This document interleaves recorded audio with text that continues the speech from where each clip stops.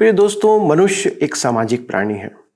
उसे लोगों की, मनुष्यों की आवश्यकता होती है और हम सब चाहते हैं कि हमें अच्छे लोगों का साथ मिलता रहे। हमारे आसपास वे लोग हों जो कि अच्छे कार्य करते हैं। परंतु क्या आप जानते हैं कि यदि हमारे जीवन में परमेश्वर की उपस्थिति ना हो तो हमारे यह साथ हमारे किसी काम का नहीं। इसलिए आवश्यक है कि हम जानें कि परमेश्वर का साथ हमारे जीवन में किस रीति से काम करता है। हमारा ये अध्ययन इसी बात पर आधारित है कि हमारी सहायता करे कि हम यदि परमेश्वर के साथ हैं या परमेश्वर हमारे साथ है तो हमारे जीवन में किस प्रकार की आशीषें आएंगी और लोगों की आशीषें और लोगों की उपस्थिति हमारे लिए किस रीति से कार्य करेंगी। तो आइए मेरे साथ इस अध्ययन में शामिल हो जाइए और जानिए कि परमेश्वर की उपस्थिति आपके जीवन में कैसा परिवर्तन ला सकती है।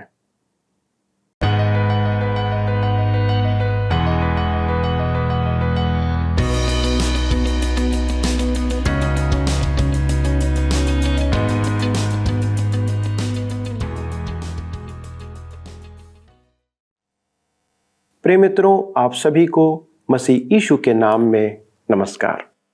आपके हंसते मुस्कुराते चेहरे देखकर हमें बहुत अच्छा लगता है और मैं आशा करता हूं कि आप ऐसे ही जीवन भर हंसते मुस्कुराते रहें, क्योंकि परमेश्वर की उपस्थिति में आनंद की भरपूरी है।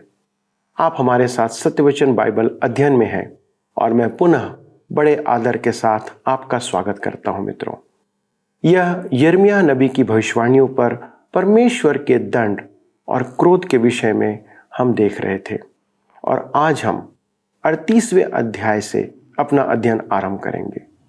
मित्रों, यदि आप परमेश्वर के वचन का प्रचार कर रहे हैं तो आप निश्चित जान लें कि आपके मित्र कम और दुश्मन अधिक होंगे।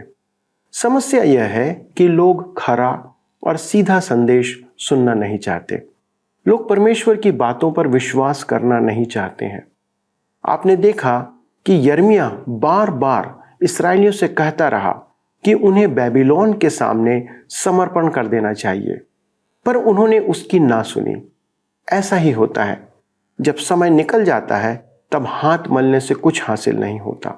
आज संसार की और बहुत से लोगों की समस्या यही है कि समय रहते वे परमेश्वर के पास नहीं आते और जब उन्हें समझ आता है तब बहुत देर हो चुकी होती है। मित्रों, हम परमेश्वर के धैर्य को परख नहीं सकते। एक दिन वह अपने कहे अनुसार काम करेगा और उसका नतीजा हमारे सामने है कि इस्राएली बंधुआई में चले गए और राजा को अंधा करके बंदी बना लिया गया। हमारे लिए यह एक बहुत बड़ी शिक्षा है। दोस्तों, आइए हम उसे ग्रहण करें और अपने अध्ययन में आगे बढ़ें। मित्रों, आइए आज हम अपने अध्ययन में आगे बढ़ेंगे और हम देखेंगे यिर्मयाह मृत्यु से बाल बाल बचा। अध्याय 38 में यिर्मयाह बंदीगृह में है, परंतु वह निष्ठापूर्वक प्रजा को परमेश्वर का संदेश सुना रहा है, जबकि उसका जीवन मौत के साए में है। यहूदा के हाकिम उसे देशद्रोही और प्रजा को हतोत्साहित करने का दोषी ठहरा रहे हैं। अतः उन्होंने राजा से आज्ञा लेकर उसे काल कोठरी में डाल दिया। आइए हम पढ़ते हैं यिर्मयाह 38 के 6 पद। यहाँ पर लिखा है, तब उन्होंने यिर्मयाह को लेकर राजपुत्र मल्किय्याह के उस गड्ढे में जो पहरे के आंगन में था रस्सियों से उतार कर डाल दिया। उस गड्ढे में पानी नहीं, केवल दलदल था और यिर्मयाह कीचड़ में धंस गया। परमेश्वर ने उसकी सहायता में किसी को भेजा, जिसे हम पद 7 से 13 में देख सकते हैं। यह एक रोमांचकारी कार्य था। मैं आशा करता हूं कि आप इस भाग को सावधानी से पढ़ेंगे। अब सिदकिय्याह यिर्मयाह से गुप्त में पूछता है कि परमेश्वर क्या कहता है और वह यिर्मयाह से प्रतिज्ञा करता है कि वह उसके विरोधियों से उसकी रक्षा करेगा। हम यिर्मयाह 38 उसके 17 पद में पढ़ते हैं, तब यिर्मयाह ने सिदकिय्याह से कहा, सेनाओं का परमेश्वर यहोवा जो इस्राएल का परमेश्वर है वह यूं कहता है, यदि तू बेबीलोन के राजा के हाकिमों के पास सचमुच निकल जाए तब तो तेरा प्राण बचेगा और यह नगर फूंका ना जाएगा। और तू अपने घराने समेत जीवित रहेगा। वह फिर वही बात कहता है, आत्मसमर्पण कर दे तो उसका सामना नहीं कर पाएगा। यिर्मयाह 38 उसके 18 से 20 में आगे लिखा है, परंतु यदि तू बेबीलोन के राजा के हाकिमों के पास ना निकल जाए तो यह नगर कसदियों के वश में कर दिया जाएगा और वे इसे फूंक देंगे और तू उनके हाथ से बच न सकेगा। सिदकिय्याह ने यिर्मयाह से कहा, जो यहूदी लोग कसदियों के पास भाग गए हैं, मैं उनसे डरता हूं। ऐसा ना हो कि मैं उनके वश में कर दिया जाऊं और वे मुझसे ठट्ठा करें। यिर्मयाह ने कहा, तो उनके वश में न कर दिया जाएगा। जो कुछ मैं तुझसे कहता हूं उसे यहोवा की बात समझकर मान ले, तब तेरा भला होगा और तेरा प्राण बचेगा। मेरे मित्रों, यिर्मयाह सिदकिय्याह से विनती करता है कि वह अपनी और अपनी प्रजा की जान बचाने के लिए आत्मसमर्पण कर दे। यिर्मयाह का सुझाव अस्वीकार करने से वह अपने देश को विनाश के मार्ग पर ले जा रहा था। सिदकिय्याह डरपोक मनुष्य था। वह सबसे समझौता करता था। वह सबको प्रसन्न करना चाहता था। वह एक सच्चा राजनीतिज्ञ था। परिणाम यह हुआ कि वह किसी को भी प्रसन्न नहीं कर पाया। यिर्मयाह 38 उसके 21 और 22 पद में लिखा है, पर यदि तू निकल जाना स्वीकार न करे तो जो बात यहोवा ने मुझे दर्शन के द्वारा बताई है वह यह है, देख, यहूदा के राजा के रनवास में जितनी स्त्रियां रह गई हैं वे बेबीलोन के राजा के हाकिमों के पास निकाल कर पहुंचाए जाएंगी और वे तुझसे कहेंगी, तेरे मित्रों ने तुझे बहकाया और उनकी इच्छा पूरी हो गई, और जब तेरे पांव कीच में धंस गए तो वे पीछे फिर गए हैं। यहूदा के इतिहास के इस युग का अध्ययन स्पष्ट करता है कि उनका महिला समाज अत्यधिक भ्रष्ट था, और महिला समाज के भ्रष्ट होने का कारण है कि नैतिकता की आशा समाप्त हो गई थी। वह मूर्ख राजा यिर्मयाह द्वारा परमेश्वर की चेतावनी को स्वीकार नहीं करता है। वह तो झूठे भविष्यद्वक्ताओं की झूठी आशा पर विश्वास कर रहा था। इसी के साथ हम यहाँ पर देखते हैं कि अध्याय 38 समाप्त होता है और अब हम अपने अध्ययन को अध्याय 39 से जारी रखेंगे। अध्याय 39 में यिर्मयाह द्वारा घोषित किया गया नरसंहार प्रकट किया गया है। आइए हम पढ़ें यिर्मयाह 39 अध्याय 1 और 2 पद। लिखा है, यहूदा के राजा सिदकिय्याह के राज्य के 9वें वर्ष के 10वें महीने में बेबीलोन के राजा नबूकदनेस्सर ने अपनी सारी सेना समेत यरूशलेम पर चढ़ाई करके उसे घेर लिया, और सिदकिय्याह के राज्य के 11वें वर्ष के 4थे महीने के 9वें दिन को उस नगर की शहर पनाह तोड़ी गई। अग्रिम पदों में हम यरूशलेम का पतन देखते हैं। सिदकिय्याह और उसकी सेना रात के अंधेरे में भागकर निकल जाना चाहती थी, परंतु बेबीलोन की सेना उन्हें पकड़कर नबूकदनेस्सर अपने राजा को सौंप देती है। यिर्मयाह 39 उसके 6 और 7 पद में आगे लिखा हुआ है, तब बेबीलोन के राजा ने सिदकिय्याह के पुत्र को उसकी आंखों के सामने रिबला में घात किया और सब कुलीन यहूदियों को भी घात किया। उसने सिदकिय्याह की आंखों को फुड़वा डाला और उसको बेबीलोन ले जाने के लिए बेड़ियों से जकड़वा रखा। यिर्मयाह की पुस्तक का आखिरी अध्याय इस भयानक समय का पुनरावलोकन करता है। उसमें उन्हीं बातों का उल्लेख है जो यिर्मयाह के ऊपर छाप छोड़ दी गई थी। वहां वह फिर कहता है कि बेबीलोन के राजा नबूकदनेस्सर ने सिदकिय्याह के पुत्रों को उसकी आंखों के सामने मार डाला और उसकी आंखें निकाल दी। अब हम आगे देखेंगे शत्रुओं द्वारा यिर्मयाह की मुक्ति। यह एक रोचक बात है कि नबूकदनेस्सर ने अपने अधिकारियों को निर्देश दिया कि यिर्मयाह को मुक्त करके उसके साथ अच्छा व्यवहार किया जाए। यिर्मयाह की पुस्तक 39 अध्याय उसके 11 और 12 पद में लिखा है, बेबीलोन के राजा नबूकदनेस्सर ने अंगरक्षकों के प्रधान नबूजरदान को यिर्मयाह के विषय में यह आज्ञा दी, उसको लेकर उस पर कृपा दृष्टि बनाए रखना और उसकी कुछ हानि न करना, जैसा वह तुझसे कहे वैसा ही उससे व्यवहार करना। अब परमेश्वर अपने विश्वास योग्य भविष्यद्वक्ता की सुधि ले रहा है। यिर्मयाह 39 अध्याय उसके 14 पद में लिखा है, और बेबीलोन के राजा के सब प्रधानों ने लोगों को भेजकर यिर्मयाह को पहरे के आंगन में से बुलवा लिया और गदल्याह को, जो अहीकाम का पुत्र और शापान का पोता था, सौंप दिया कि वह उसे घर पहुंचाए। तब से वह लोगों के साथ रहने लगा। मेरे मित्रों, यह उस युग का आरंभ है जिसे हमारे प्रभु ने अन्य जातियों का समय कहा था। लूका रचित सुसमाचार 21 अध्याय उसके 24 पद में प्रभु यीशु के वचन हैं, और जब तक अन्य जातियों का समय पूरा ना हो तब तक यरूशलेम अन्य जातियों से रौंदा जाएगा। मैं तो कहूंगा कि अन्य जातियां आज भी यरूशलेम को रौंद रही हैं। अन्य जातियों के हाथ में आज भी वहां का नियंत्रण है। इस्राएल के हाथ में विलाप की दीवार को छोड़ अन्य कोई धार्मिक स्थल नहीं है। प्रभु यीशु के वचन आज भी सत्य हैं। आज की पीढ़ी के लिए परमेश्वर के दंड के तथ्य को समझना कठिन है कि परमेश्वर किसी देश को, किसी परिवार को, किसी मनुष्य को दंड दे सकता है। यिर्मयाह ने 40 वर्ष परमेश्वर का संदेश सुनाया। उसने उनके पाप को उजागर किया और उन्हें मन फिराव के लिए पुकारा। परमेश्वर उनके साथ धीरजवंत था और परमेश्वर का धीरज ही उनके लिए भ्रम का कारण ठहरा। इस कारण झूठे भविष्यद्वक्ताओं को अवसर मिला कि वे कहें, देखो, यिर्मयाह की बात झूठी है, अब उसकी बात पूरी हो रही है, तो बहुत देर हो चुकी है। परमेश्वर धीरजवंत है, वह मनुष्य को अपने मार्ग पर चलने देता है और अंत में उसका कोई समाधान नहीं रह जाता। मेरे मित्रों, यहूदा इसका एक विशिष्ट उदाहरण है।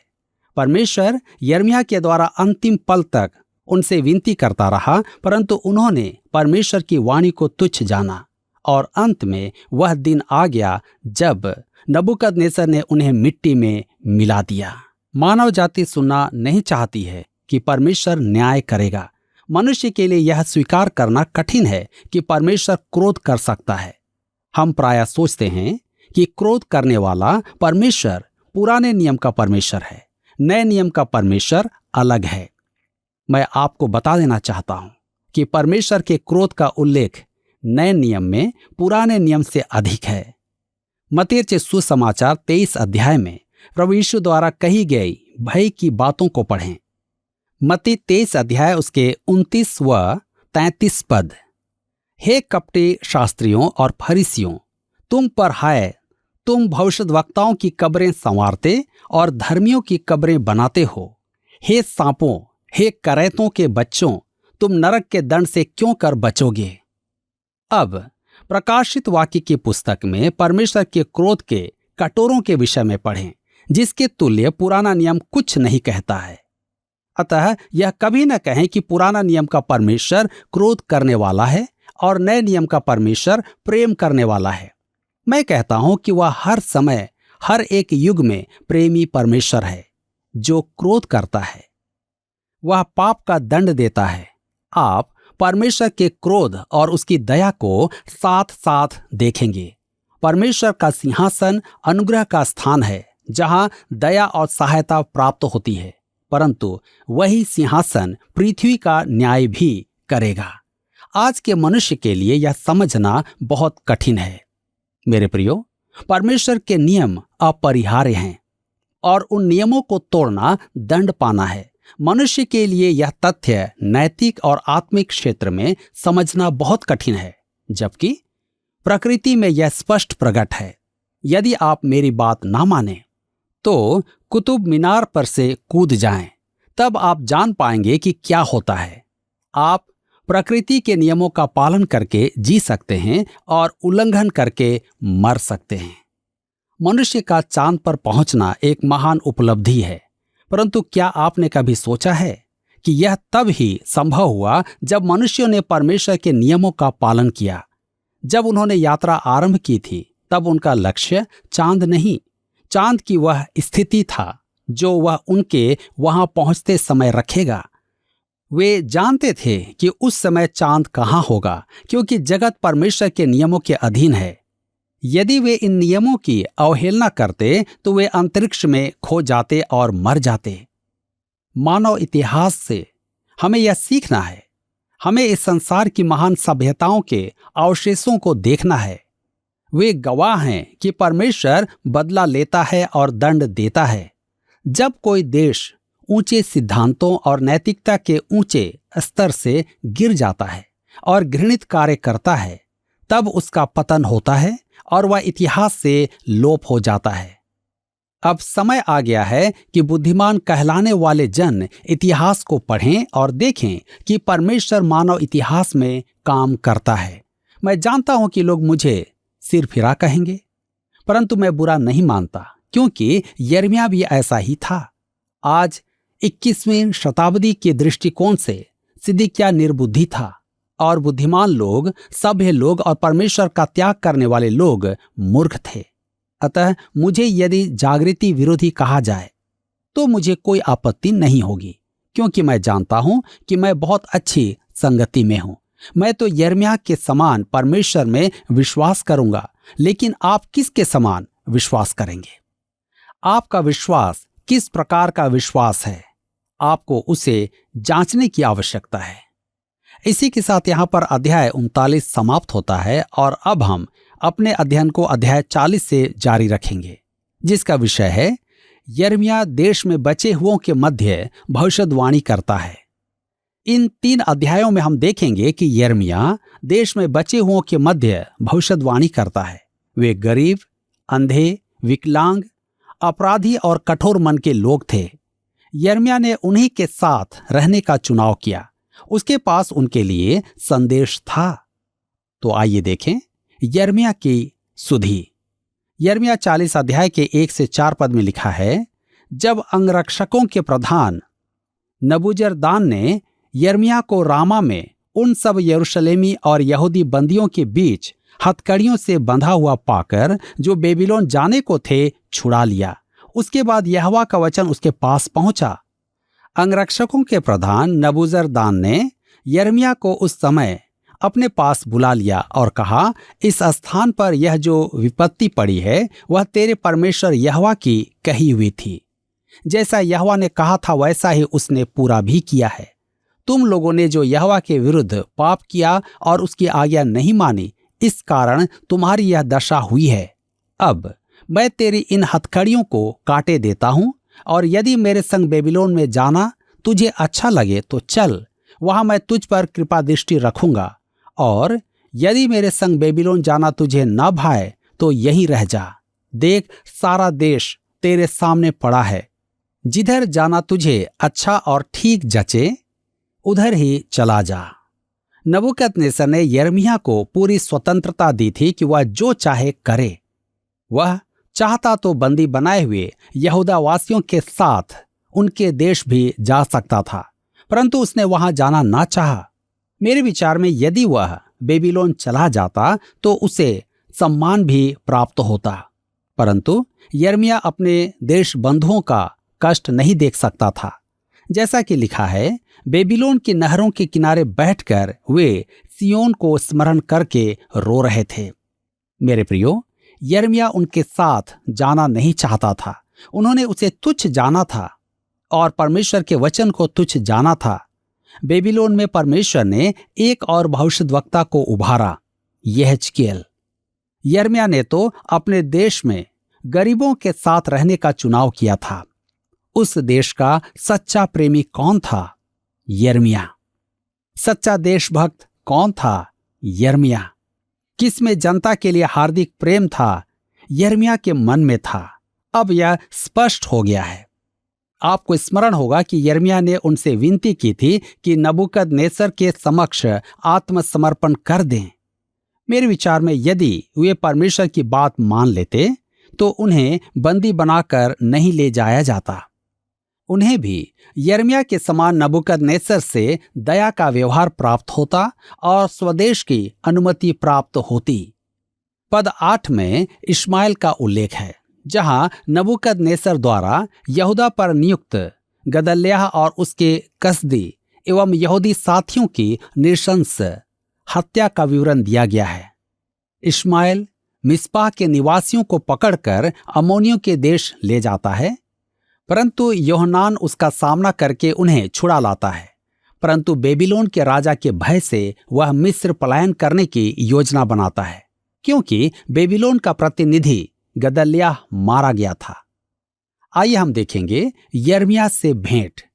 अध्याय 42 में हम देखते हैं कि योहनान और अन्य सभी हाकिम यिर्मयाह के पास आते हैं। यह बड़ी रोचक बात है कि वे इन असाधारण परिस्थितियों में यिर्मयाह से राय लेते हैं। वे जानना चाहते हैं कि वे आगे क्या करें, क्या वे वहीं रहें या वहां से चले जाएं, और यदि जाएं तो कहां जाएं।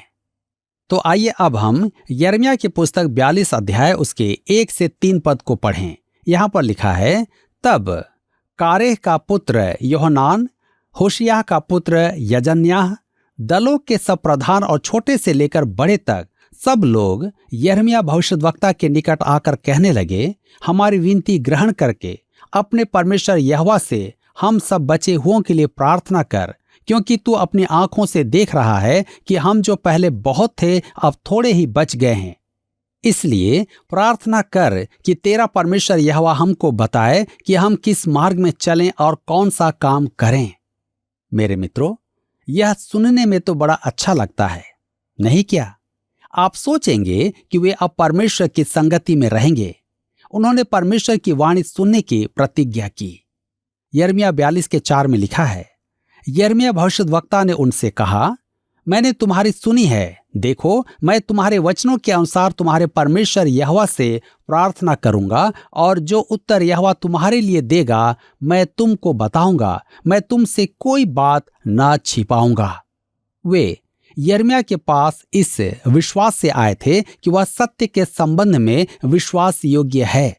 परमेश्वर की ओर से वचन लाने वाला चाहे मंच पर हो, चाहे रेडियो पर या टीवी पर, चाहे साबुन के डिब्बे पर खड़ा होकर प्रचार करे, उसे बुद्धि और चतुराई दिखाने का प्रयास नहीं करना चाहिए।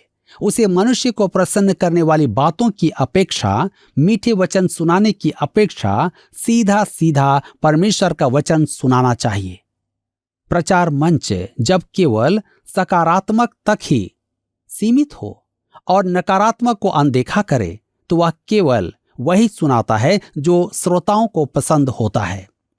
पौलुस ने तीमुथियुस को लिखा था, दूसरा तीमुथियुस की पत्री 4 अध्याय उसके 3 और 4 पद में, क्योंकि ऐसा समय आएगा कि लोग खरा उपदेश न सह सकेंगे, पर कानों की खुजली के कारण अपनी अभिलाषाओं के अनुसार अपने लिए बहुतेरे उपदेशक बटोर लेंगे और अपने कान सत्य से फेर कर कथा कहानियों पर लगाएंगे।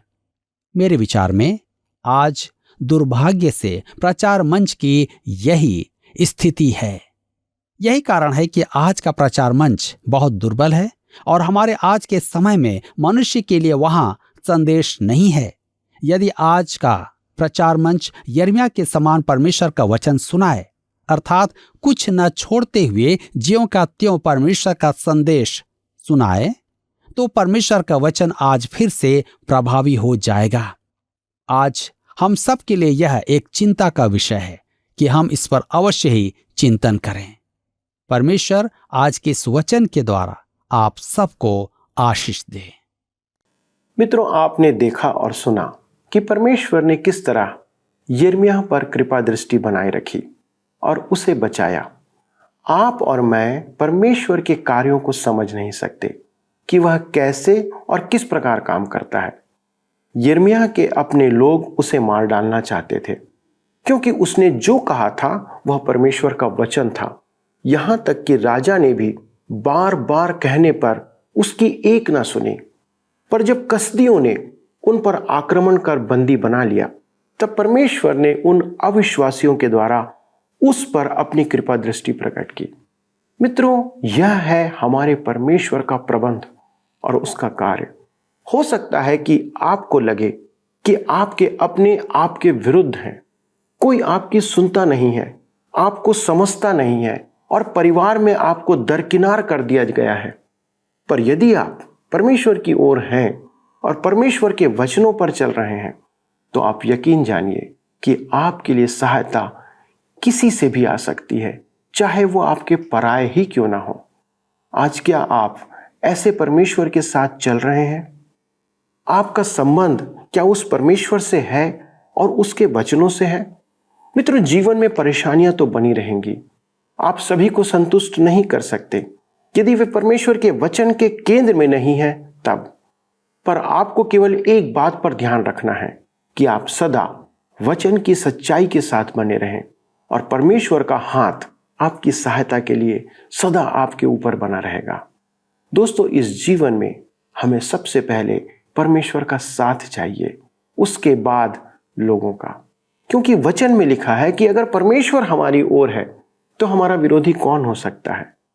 आइए मित्रों, हम जीवन भर ऐसे ही परमेश्वर के साथ बने रहें। आइए प्रार्थना करें। स्वर्गीय पिता, हम धन्यवाद देते हैं प्रभु यीशु के नाम से इन वचनों के लिए जो हमारे जीवन को विश्वास से भर देता है और आपके साथ बने रहने के लिए हमें एक प्रेरित करता है, हमें सहायता करता है कि हम आपका हाथ थाम कर सदा चलते रहें। पिता, हमने जिन बातों को सीखा है इसके द्वारा हम आपको धन्यवाद देते और विनती करते प्रभु कि हमारे इन दर्शकों के जीवन में भी ये आशीषें इसी रीति से बने रहें। हो सकता है प्रभु कि वे किसी कारण से निराश हों, उनके अपनों ने शायद उन्हें छोड़ दिया हो, उनकी बातें कोई नहीं सुनता, परंतु यदि प्रभु वे आपके साथ बने हुए हैं, आपके वचन पर चल रहे हैं, तो पिता हमारा ये विश्वास है कि आप उनके साथ हैं और समय आने पर प्रभु आप उनकी ओर से खड़े होंगे, आप उनकी ओर से लड़ेंगे। उनके लिए पिता परमेश्वर आप अद्भुत मार्ग निकालेंगे और उनका जीवन आपकी आशीषों को, आपकी उपस्थिति को प्रकट करेगा। प्रभु, हमारे इन सब दर्शकों को आपके पवित्र और सुरक्षित हाथ में समर्पित करते हुए इस विनती को प्रभु यीशु क्रिस्ट के नाम से मांगते हैं, आमीन। दोस्तों, आपकी उपस्थिति हमें प्रोत्साहित करती है, परंतु आपके पत्र और फोन हमें उससे ज्यादा उत्साहित करते हैं। तो कृपया हमें फोन, SMS या पत्र के द्वारा संपर्क बनाए रखें। अगले प्रसारण में इस अध्ययन को आगे बढ़ाएंगे। तब तक परमेश्वर के साथ चलते रहें और उसके वचन को अपने जीवन में पूरा करते रहें। प्रभु आपको आशीष दे। आइए अब हम प्रश्नों को देखें। पिछले प्रश्न का उत्तर है C5। इस पुस्तक में यिर्मयाह के बंदी बनाए जाने के 5 वृत्तांत दिए गए हैं।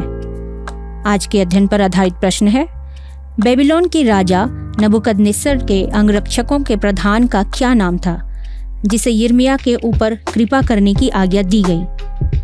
A. Nebuzaradan, B. Gedaliah, C. Ahikam, D. Shaphan.